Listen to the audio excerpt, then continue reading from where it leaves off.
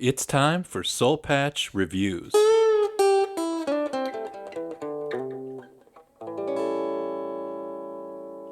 Hey everyone, today Kev and I are talking about The Silent Sea on Soul Patch Reviews. Kev, what is the, Finally, some Korean sci-fi. yeah, Gyoyo, oh man, do you want to do the Korean? Gyoyo wi Where is bada? Is that right? Goyoe Bada?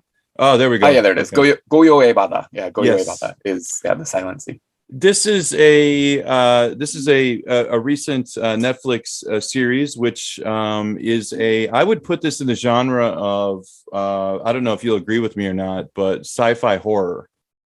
Yeah, it's not fully horror, but there's definitely Yeah, some horror element. Definitely more thriller, like I mean it a bit reminds more me than of like a lot. It really reminds. It's reminiscent of like '90s sci-fi horror movies like Species, Event uh, Horizon, okay. Aliens. I mean, it's even got the little girl running around like Newt Yeah, from Aliens. So I mean, it borrows fair. from a lot of those like those '80s horror sci-fi horror films.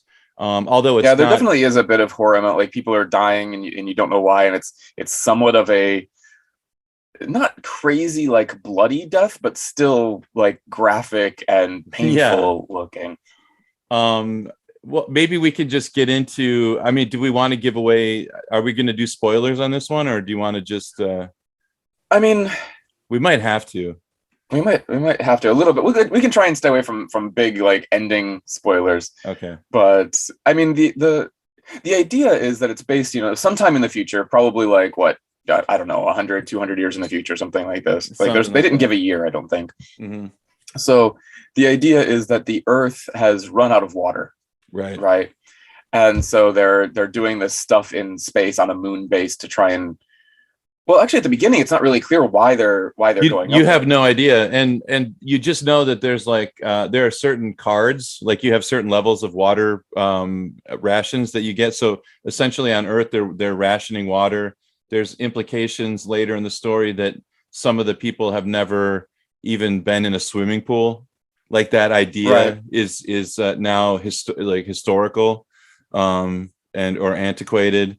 It kind Um, of seemed actually like maybe it wasn't so far in the future. Yeah, it Like seemed to be it's more like it could be like, it could be 2029, no, but it's probably something like, 50 years in the future.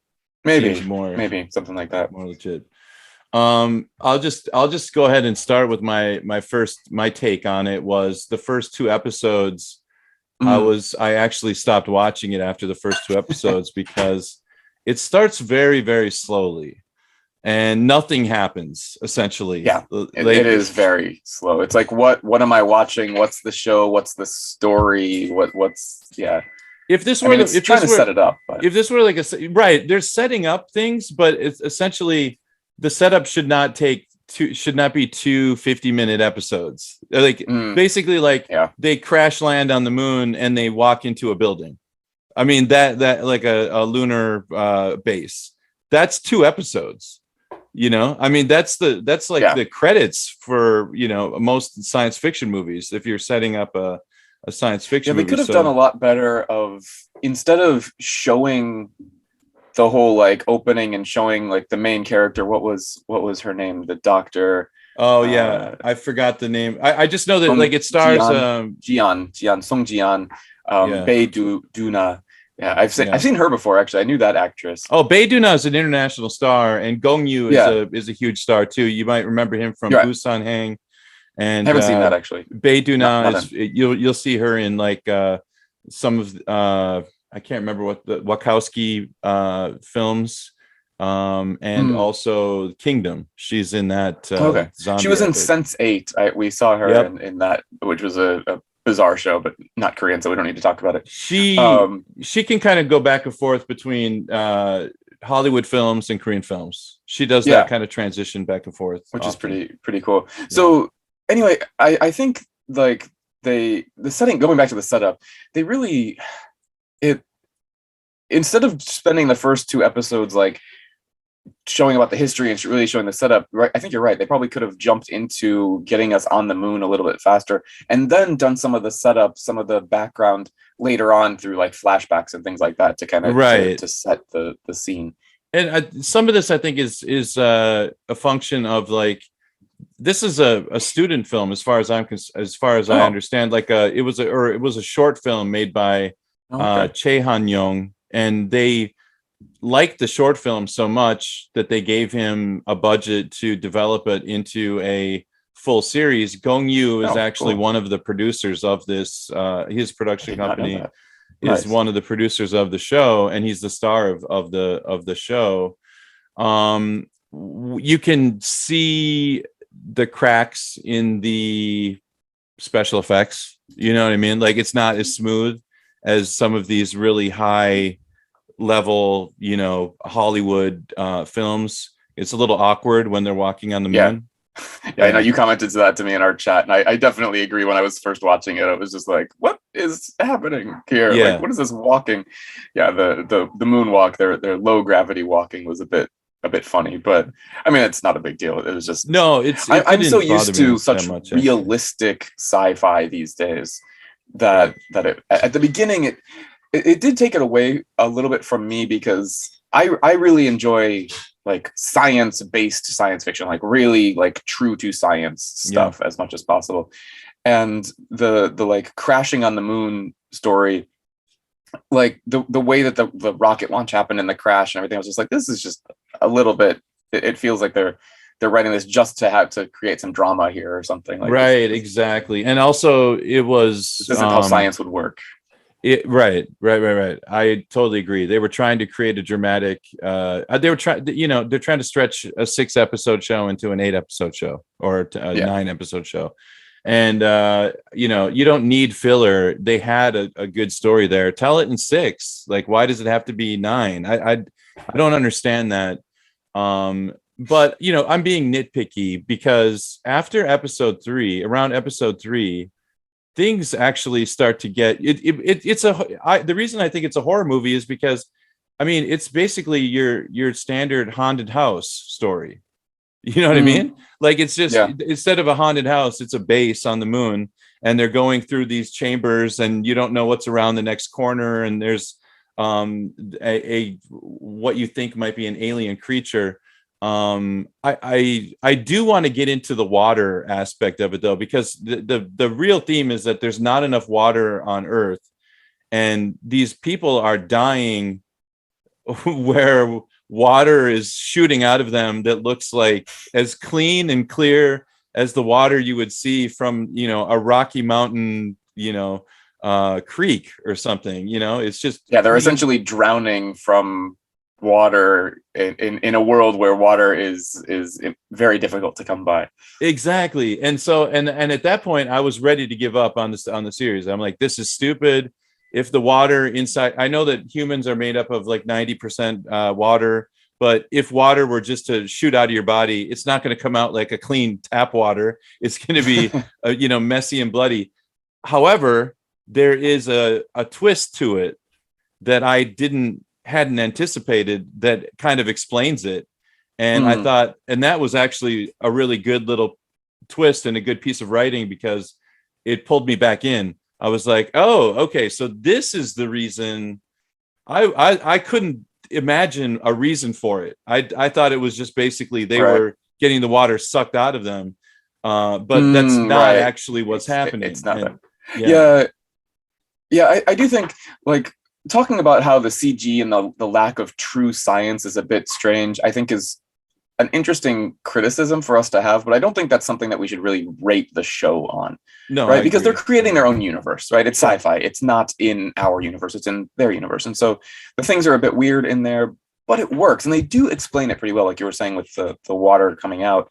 Like, at first it's like, what the hell is this? Like, how does that happen? And then they explain. It's like, okay, I can get it. In your world, in this world, that's what happens, and that's how it is. Yeah. And it's somewhat based on science, but it's sci-fi. I mean, that's the whole point. It doesn't have to be there. And you start to understand in these later episodes 3 and 4 some of the motivations behind the characters. Like you that there are certain characters that are in the crew that have more information than others do. There's Gong Yu, the main star. There's a subplot about his daughter, and which supplies some of the motivation for why he's on this mission in the first place. There's a classic betrayer, of course. Right. There's a classic betrayer. There's the comic relief. I mean, it just like every single. There's also a lot of the one thing that I thought was very Korean is how it goes into the like how the government is corrupt and they're using this and they don't really care about the people and things like this. Right. Like, there's so many Korean shows that I've seen, like modern shows these days, where it's just like, you know, the government will do anything to get what they want, and there is a little bit of that element as well. Well, right, and it's also like, I mean, in a way you can kind of understand it's like the entire population of the earth is under threat, and so how far are they willing to go to, you know, how many people are they willing to sacrifice? And so you find out later in the story that they had to make some horrible Faustian bargains, so to speak, and perform some very, very cruel acts on children, and in order to perhaps save the world from the crisis of no. That is the one thing water. that changes it a bit, is because they're not just doing this purely for monetary gain. Yeah, I mean, it kind of is, you know, it's like for Korea to be on top and for them to have the control of it, but yeah, it is like save the world kind of thing. So it does put that little bit of a dilemma there. It's like, that's good writing too, right? When you have multiple motivations, you know, some of them are nefarious, some of them are actually virtuous, but at the end of the day, I think the question that this if you're looking at the theme and the question of what the show is asking is it okay to create horrific acts if the outcome can save, you know, is it okay to sacrifice X amount of people in order to save a larger amount of people? And it kind of begs that question. And should we go read Justice now? Well, yeah, I mean, it's basically like exactly the characters in the show all have kind of different takes on it as well. And so it's very I don't know. What would you grade it? Like, what would you give the? I'd probably give it like a solid B, I think. Like it's a cool attempt at sci-fi. Korea's getting there. I mean, they're amazing at, you know, like the zombie and the historical dramas and things like that in sci-fi. This is one of Korea's relatively early attempts at sci-fi, which is cool to see because I'm a big sci-fi fan. And yeah, I mean, like the pacing was a bit weird, as we were saying. The CG science, again, not a great, you know, metric necessarily, but they're working on that as well. But it does build to an interesting story at the end, and it was worth watching. It wasn't amazing, but like if someone's got the time to watch, you know, some cool Korean sci-fi, definitely check it out. Like if you've got other things on your plate, watch the other things first. But this is worth getting to. Yeah, at some point. I'm gonna give it a B-, but I'm gonna with an asterisk to that. I think this young filmmaker is really talented. I would be really interested to see what his next project is with a larger budget. So, you know, where he actually, because I don't think that the awkwardness of the CG is necessarily anyone's fault. I mean, you can only you're making sci-fi on a shoestring budget. I mean, you got to get creative. You know, I think what they did was maybe they had. So anyway, at the end of the day, I'm going to give it a B-, but I'm really interested in the next project that he comes up with. Agreed. Okay. All right. We'll catch you next time on Seoul Patch Reviews. Yep. Thanks, everybody.